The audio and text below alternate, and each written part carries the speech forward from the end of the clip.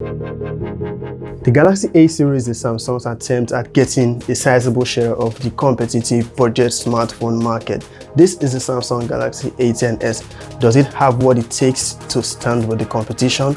We'll find out in this review.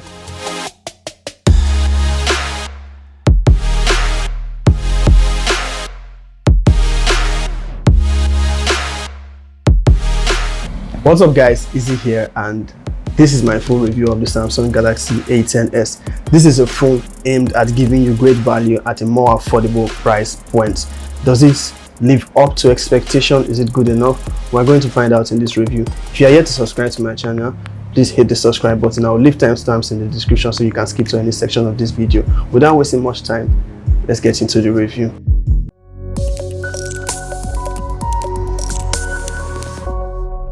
Right out of the retail box, you get the phone, your earphones, a USB charging cable, 5V charger, a SIM ejector tool, a quick start guide, a warranty card. There's no protective casing for this phone. The setup is quite straightforward. You're greeted with One UI, which is a bloatware-free and smooth operating system. The same operating system you'll find on Samsung's flagship devices. The Galaxy A10s runs on Android 9.0 Pie. You can expect an upgrade to Android 10 with One UI 2.0 from Samsung. Taking a look at the physical features of this phone, at the back you have a dual rear camera setup. That's a 13-megapixel rear camera and a 2-megapixel depth sensor, the fingerprint sensor and an LED flash. At the front of the phone you have the 6.2-inch Infinity-V display with an 8-megapixel front-facing camera for selfies. On the right side of the phone we have just the power key, and on the left side of the phone we have the volume rocker keys and a SIM card tray. At the bottom of the phone you have a speaker grill, a micro USB port, a microphone port and a headphone jack. The device has a dual 4G SIM slot with support for micro SD card up to 512GB. By 2019 standard, a 6.2-inch smartphone might be considered small, but I actually love the form factor of this device. It's very comfortable to hold, it has a nice design, the back is made out of plastic and it scratches easily if not carefully maintained. The rear fingerprint scanner on the Samsung Galaxy A10s is not the fastest I've seen on an entry-level device. It works well sometimes, but it has a few glitches. Sometimes it takes about a second to respond, and the reason for that might be this black screen that shows before the phone unlocks, which I find really strange because it doesn't have always on display.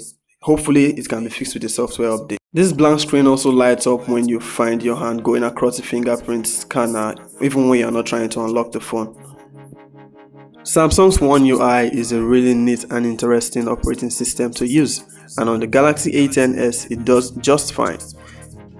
It has a system-wide dark mode which enables dark mode for all supported applications. That is one up for Samsung and zero to the competition. It launches your favorite apps smoothly, but sometimes it gets a little laggy and it takes a few seconds to launch. Multitasking, as you would come to expect from Samsung, is quite impressive, especially when using it for split screen multitasking. You have the ability to resize the window to your satisfaction and switch between apps as needed.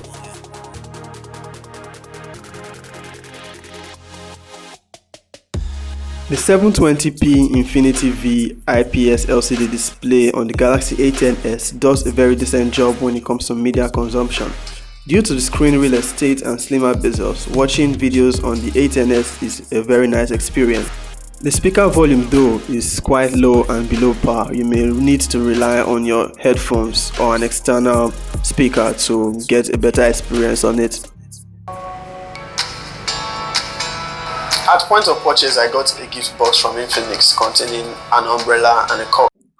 The Galaxy A10s doesn't lack much in the camera department. Seeing that it's an entry-level device, you will not really expect very high performance from the cameras. The dual rear camera setup takes really decent photos. It has good saturation and color representation. These are some of the photos taken on the Galaxy A10s.